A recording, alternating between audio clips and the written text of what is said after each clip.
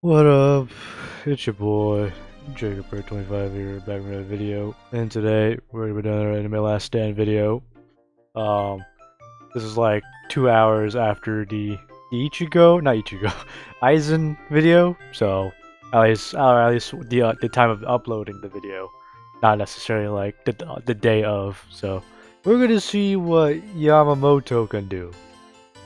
Um, I have not used him personally. I haven't really thought about getting him personally in the slightest. Yeah, I don't know how good he is, but I guess we'll find out. See you guys when I get into a game. Be right back. Alright, max out my farms. There's one little detail that I did check before going into this game. Before I extreme boosted him, I checked the passives and he only had one passive. And his extreme boost, obviously, you know, most extreme boostages, I don't know. They got new abilities, new passives. That's why Aizen's the top extreme boost, or one of the top. Before we get into passives, though, we'll just see what he does. Okay, just simple slam. All right. What does this do? Okay, no ground slam. Very similar to when he tapped the ground in the anime. North of the Inferno? Ooh, full AoE? Okay. A very old unit, so it doesn't tell me that the exact damage amounts he's doing from the tick. Okay, so this is 300 million, and then also 300 million, so he's doing 1 billion damage.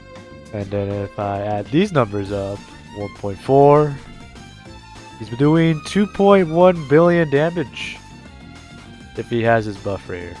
Wow, that's a lot of damage, not gonna lie. That revamp is insane. Even that range is insane. Okay, well, Yamamoto might be meta. I don't know, this is insane actually. Like, actually insane.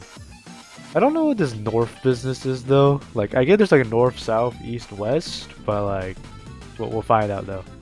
So, he only had one passive before extreme boosting, and his one passive was to summon enemies from the base. He no longer is able to do that, so first flame, no rotation. Yamamoto is not rotated during the placement, so he relies on how much he can place him. I don't really know. Does this mean that I can just do that? No, I don't know how the rotations work. I'm very confused on how the rotations work. He might be meta, but I don't know how he works. I genuinely do not know how this works. When does he rotate? Wait a minute. I think I get it. Is this how this works? Oh, okay, I get it. That took a bit to figure out. All right, that wasn't too hard. Okay, on attack, apply blaze, immune to debuffs and all negative effects. That's pretty good, not gonna lie, because I do believe these enemies on this map do stun you. So, if Yamamoto is the debuffed, etc., gain plus 20 damage and apply sunburn on every attack for the next 5 attacks. Okay. Yamamoto is rotated 2 times during placement. On attack, apply burn. On takedown, 30% chance to summon the enemy. Okay, so he's still able to do that. Bosses spawn instead at 10%. Okay, I don't get that, but scorching adept. I don't know. On attack, apply rupture. Rupture is a really good effect. When attacking the strongest enemy, also apply burn to that enemy. That enemy takes 25% more damage from Yamamoto. So I would the third rotation be better then? Unless you want to summon things, then the second rotation would be better. Oh, I didn't even take this into account. I didn't see that. Mutilate? Alright, first flame might be better, not gonna lie. Because 200% is basically just double the damage he's currently doing. So he'd be doing 1.6 billion damage. Man, I'm really horrible at math. 1.6, 2.4, and then if you multiply 800 by 2, that is 1.6. So he's doing like around 3 or 4 billion damage. With just Avatar, by the way.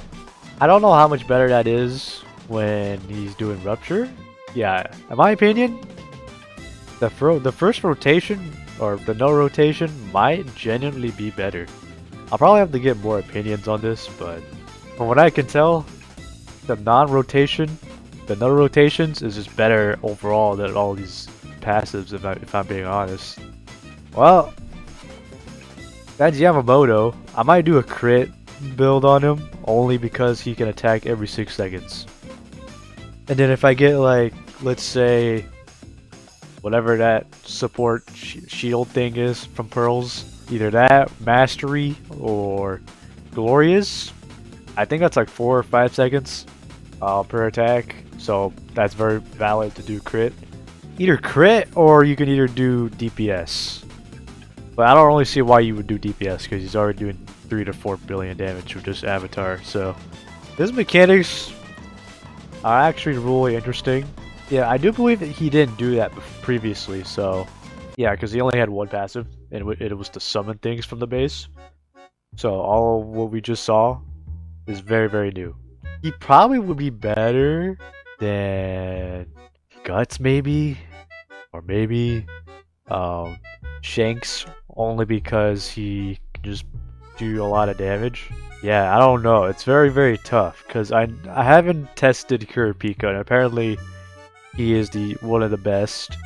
And Dante is pretty good because of his dots, but his dots, they're not really as impressive as. Actually, what am I even talking about? He has Cripple. He does more. That's even a better multiplier. He might not be better than Dante, but he is still pretty good. He's probably up there, if I'm being honest. He is up there in the tier list. So I wouldn't be surprised if he was like better in the late game than he is early, but yeah, other than that, that was the Yamamoto video. If you enjoyed today's video, leave a like. And if you're new around here, want to see more Anime Last Stand content like this, subscribe and stay tuned. And if you got any Anime Last Stand tips, let me know in the comments down below.